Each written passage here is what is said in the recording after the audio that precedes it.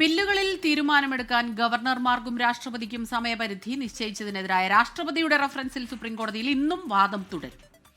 കേന്ദ്ര സർക്കാരിന്റെ വാദങ്ങളാണ് ഇന്ന് സുപ്രീം കോടതിയിൽ തുടരുക. നിയമസഭ പാസാക്കിയ ബില്ലുകളെ ഗവർണർമാർ പിടിച്ചുവെക്കുന്നു എന്ന ആക്ഷേപം വ്യാജമാണെന്ന് കഴിഞ്ഞ ദിവസം കേന്ദ്രം സുപ്രീം കോടതിയിൽ വാദിച്ചിരുന്നെങ്കിലും വാദത്തെ സുപ്രീം കോടതി തന്നെ ചോദ്യം ചെയ്യുന്ന നിലയും ഉണ്ടായി. ബൽറാം നെടുങ്ങാടിയാണ് ഡൽഹിയിൽ നിന്ന് വിവരങ്ങളുമായി. ബൽറാം, ഇന്നിപ്പോൾ വളരെ പ്രധാനപ്പെട്ട ദിവസമായി മാറുകയാണ്. കാരണം കഴിഞ്ഞ 2 ദിവസങ്ങളിലൊക്കെ തന്നെ ഇതിങ്ങനെ നീണ്ടു പോകുന്ന ഒരു അവസ്ഥയുണ്ടായിരുന്നു. ഇന്നിപ്പോൾ എപ്പോഴാണ് ഈ പരിഗണിക്കുക, ഈ വിഷയത്തിൽ കോടതിയുടെ ഭാഗത്തു നിന്ന് ഒരു നീക്കമുണ്ടാവുക?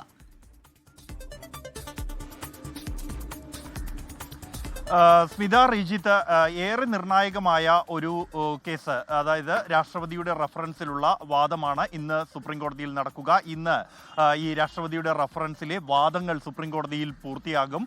പ്രധാനമായും ഈ കേന്ദ്ര സർക്കാരിൻ്റെ വാദമാകും ഇന്ന് സുപ്രീം കോടതിയിൽ നടക്കുക.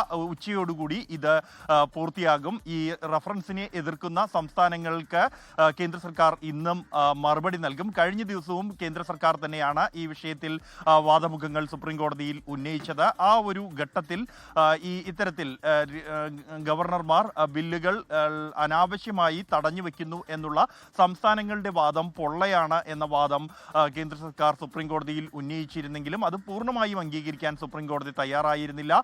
ഒപ്പം തന്നെ കേന്ദ്ര സർക്കാർ മുന്നോട്ട് വെച്ച ഒരു പ്രധാന വാദം എന്നുള്ളത് 1970 മുതൽ സംസ്ഥാന നിയമസഭകൾ പാസാക്കിയ ബില്ലുകളിൽ 90% ഒരു മാസത്തിനുള്ളിൽ തന്നെ ഗവർണർമാർ അംഗീകാരം നൽകിയിട്ടുണ്ട് എന്നും 17,150 ബില്ലുകളിൽ 20 കേസുകൾ മാത്രമാണ് ഗവർണർമാർ അനുമതി തടഞ്ഞു വെച്ചിട്ടുള്ളൂ എന്നും അതിൽ തന്നെ ഏറ്റവും കൂടുതൽ ഇത്തരത്തിൽ ബില്ലുകൾ തടഞ്ഞു വയ്ക്കപ്പെട്ടത് തമിഴ്നാട്ടിൽ ഈ കേസിന് ആസ്പദമായ സുപ്രീം കോടതി വിധി ഉണ്ടാകുന്ന ആ സംഭവവുമായി ബന്ധപ്പെട്ടാണ് എന്നുമുള്ള കണക്കുകളാണ് കേന്ദ്ര സർക്കാർ സുപ്രീം കോടതിയിൽ നിരത്തിയത്. എന്നാൽ ഇതിനെ ഈ മറു കക്ഷികളുടെ അഭിഭാഷകർ, മുതിർന്ന അഭിഭാഷകരായ കപിൽ സിബലും മനു അഭിഷേക് സിംഗ്വിയും എതിർക്കുകയായിരുന്നു. സുപ്രീം കോടതിയും ഇത്തരം കണക്കുകൾ അല്ല നിലവിലെ ആവശ്യം എന്ന നിലപാടാണ് എടുത്തത്. അതേസമയം ഈ 2014 മുൻപും ശേഷവും എന്ന വ്യത്യാസം കോടതിക്ക് മുന്നിൽ ഇല്ല എന്ന കാര്യവും സുപ്രീം കോടതി കഴിഞ്ഞ ദിവസത്തെ വാദത്തിനിടെ നിരീക്ഷിച്ചിട്ടുണ്ട്.